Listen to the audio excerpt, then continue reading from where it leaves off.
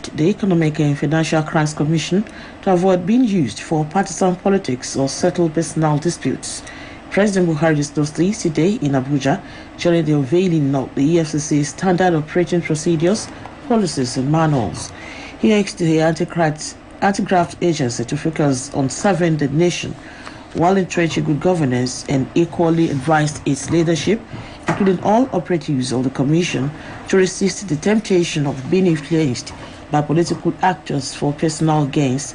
The President commended the leadership of the EFCC for securing 2,222 convictions within 1 year and recovering Naira, and 385 with Chairman Abdul Rashid Bawa for efforts made in further institutionalizing the agency by developing training and staff of the Commission.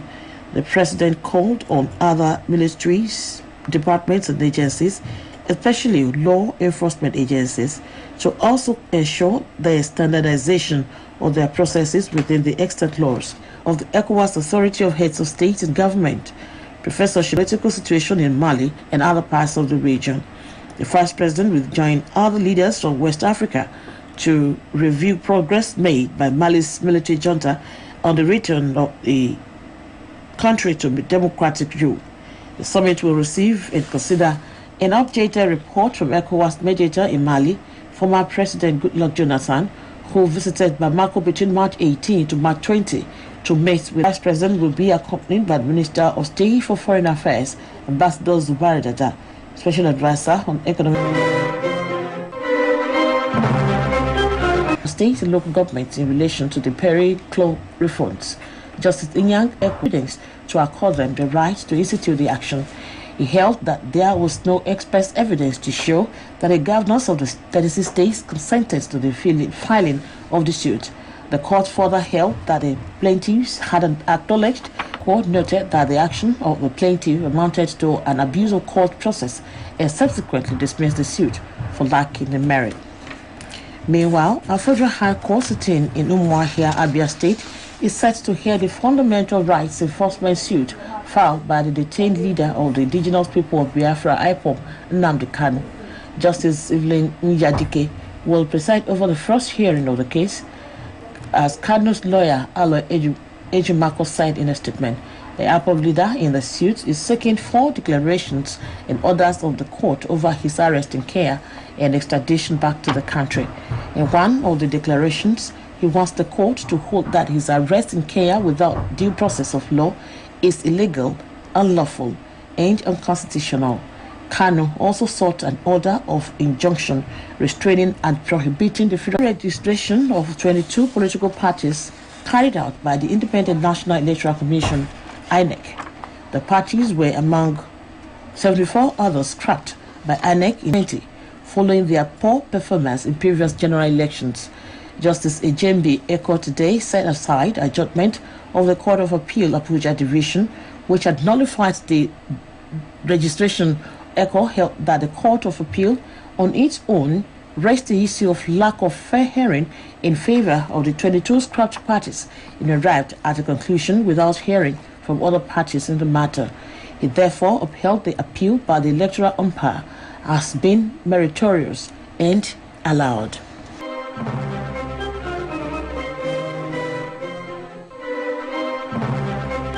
This is the news across the country coming to you from Osun State Brock. Whatever as the security is so tight, it's tight. Thank you very much, sir. We shall get back to you because of the program as the program progresses in Abuja. That was Alhaji Badebo Badru, the special advisor to the governor on political matters, speaking live from Abuja. Now to today's fashion news. Wig is a manufactured head covering of real or artificial hair worn in the theater as a personal ornament. It can be used to disguise or as a symbol of office or for religious reasons. Okpeyemi Ayojoyo is a guide on today's edition of Fashion News. Wig is a covering for the head made of real or artificial hair, typically worn by judges and baristas in law courts or by people trying to conceal their baldness. The wearing of wigs dates from the earliest recorded times. It is known, for example, that the ancient Egyptians shaved their heads and wore wigs to protect themselves from the sun. Wigs later became an ornament used by women in the fashion world. The popularity of women's natural styled wigs increased substantially in the 20th century, especially after the development of wigs made from inexpensive synthetic hairs. As a result, women became more open about the use of wigs as a fashion choice. Wigs also became an acceptable head covering for women. What are the importance and the economical implications of choosing a wig? It was later found out that women wear wigs for different reasons. Speaking with OSBC fashion reporters, Ms. Dolapo Agbola said wearing a wig can protect the heads of the hair, as there is no need to continue damaging it every day with harmful styling products and treatments. People use wigs for just to beautify themselves, and some people, they don't like making their hairs. Some cannot sit down 5 hours, 2 hours to make hair, so they feel like, okay, wig is still more useful.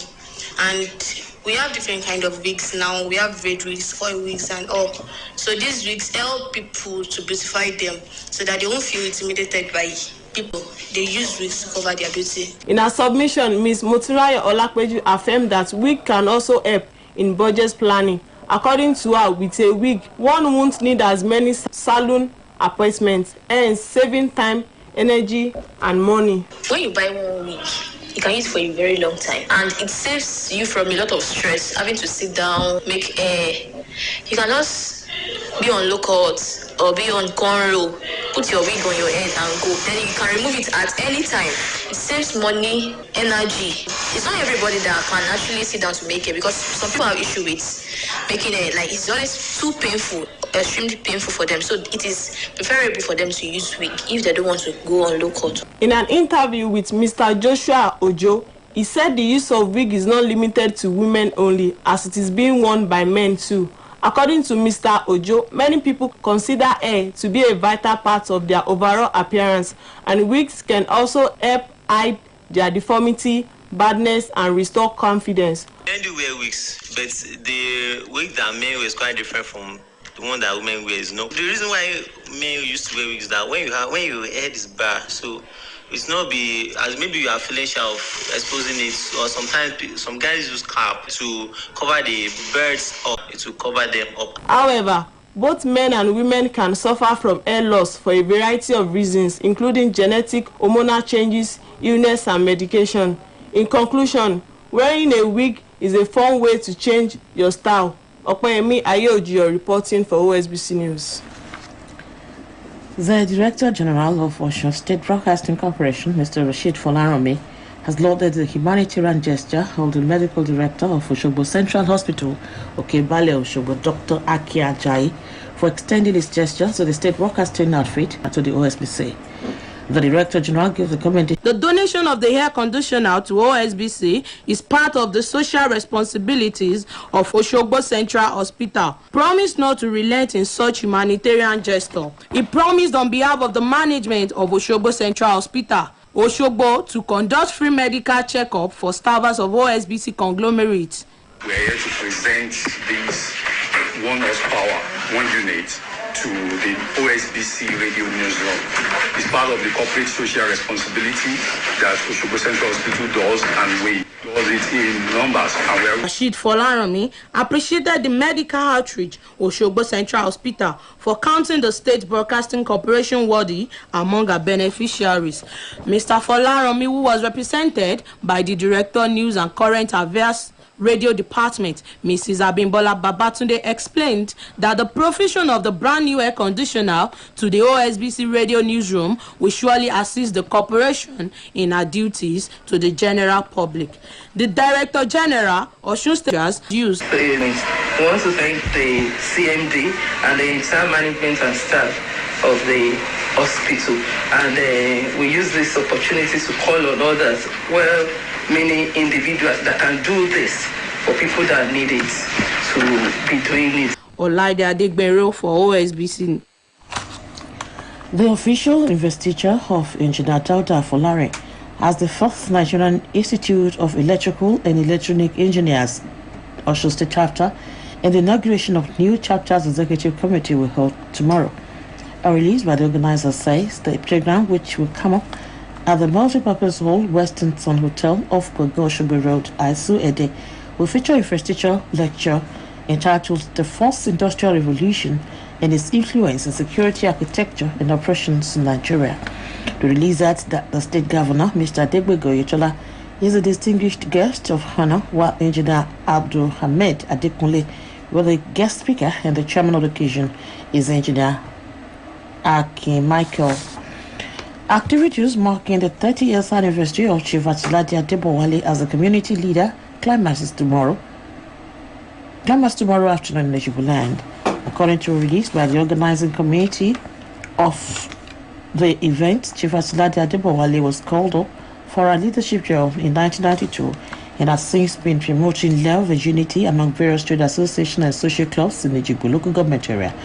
The release added that 2-in-1 program, one of which is to celebrate Chief Adebowale's 72nd birthday and the 30 years anniversary or call to community service anniversary, holds at Ashiwaju Villa, Gedo area, Iwe Road in Ijebu. Guests advised to adhere to all COVID-19 protocols. The presentation of award and launching of Empowerment Center of Ar-Rahman Empowerment Foundation holds tomorrow morning. A release by the Director General Ar-Rahman Foundation, Mr. Mutiulahi Bamidele, indicates that the program, which will hold at Nasfat Hall, West Bypass, Ring Road, Osogbo, will feature the distribution of empowerment tools and equipment to selected beneficiaries in confirmation of Alhaji Zikrullah Hazan as Chairman, National Hajj Commission of Nigeria, as the Grand Patron of the Ar-Rahman Foundation. It asks that Grand Imam of Osun State, Sheikh Musa Animashal, will lead other Islamic clerics, including Sheikh Muhyiddin Salma, Imam Ofa, Grand Naibil, Imam of Osogbo, Sheikh Maruf Ishola, Grand Mufti Osogbo, Sheikh Latif Abajaro, among other dignitaries. And now talking sports, the Super Eagles will engage Black Stars of Ghana in the first leg encounter of the FIFA World Cup qualifier this evening in Kumasi. Adeyemi Abodere has the detail of this and many more on today's edition of Sports Update. The Super Eagles will this evening confront the Black Stars of Ghana at the Babayara Stadium in Kumasi as each team aims to qualify for the FIFA World Cup in Qatar. To underscore the importance of this epic battle, the Austin Iguavon two-third side landed in Kumasi yesterday morning to have a feel of the pitch. The Super Eagles will be looking forward to qualify for the Global Football Showcase for the 7th time by negotiating their way past their eternal rivals, the Black Stars. No doubt, Ghana, still fresh from their disappointing African Cup of Nations ouster, will be aiming to appease their fans by earning a 4th World Cup appearance. The two teams had met for the first time in a World Cup qualifier on August 28, 1960, with Ghana defeating Nigeria 4-1 in Accra. Going away from home is not easy in Africa, where home advantage remains a significant force, and the fact that Ghana has not lost a World Cup qualifier on this pitch since 2001 will give the Black Stars confidence. The match holds at 8:30 this evening. Meanwhile, Super Eagles winger Ademola Lookman has urged his teammates in the Super Eagles not to be under pressure ahead of today's World Cup qualifier against Ghana, a game he is in contention to make his senior debut for the 3-time African champions. The Leicester City winger showed his commitment to the Nigerian cause by taking part in the national team's workout on Thursday. Lookman shook off an illness that kept him out of Leicester City's squad against Brentford on Sunday and reported for international duty. Lookman represented England at under-19, under-20 and under-21 levels before submitting a request to FIFA to change his association, which was approved last month, paving the way for him to be invited for the games against Ghana.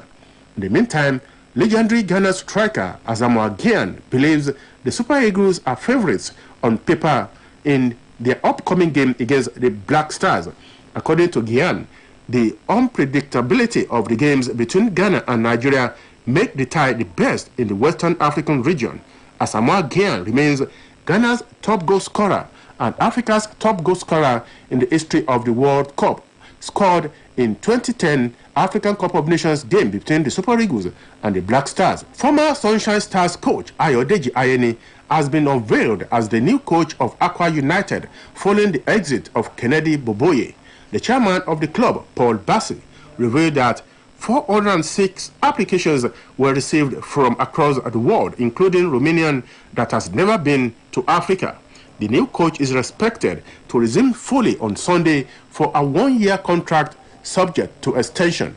Accra United is currently the MPFL defending champions, but recorded a rather dismal performance in their last outing at home and away. Team lost 0-3 to visiting Enugu Rangers and 4-1 to league leaders Rivers United and sit on the league table. Nigeria's under-20 girls, the Falconets, are expected to pick their ticket to the 2022 FIFA Under-20 Women's World Cup in Costa Rica when they host their counterpart from Senegal in Benin City tomorrow.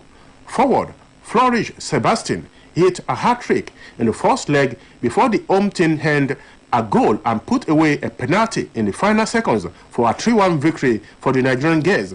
The Senegalese delegation arrived Nigeria on Thursday. This year's FIFA Under-20 Women's World Cup will hold in Costa Rica in August. Sport Update returns tomorrow. My name is Adeyemi Aboderi.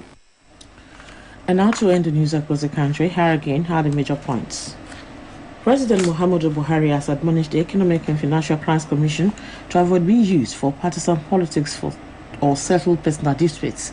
It disclosed these at the State House in Abuja during the unveiling of the EFCC Standard Operating Procedures Policies and Manuals. The Supreme Court has upheld the deregistration of 22 political parties carried out by the Independent National Electoral Commission. In OSBC Fashion News today examined the importance of Women's Week, a manufactured head covering or real or artificial hair worn in the theatre or as a personal adornment to disguise or as a symbol of office or for religious reasons. And sports enthusiasts have expressed great expectations as the Super Eagles will engage the Black Stars of Ghana in the first leg encounter of the FIFA World Cup qualifier this evening in Kumasi.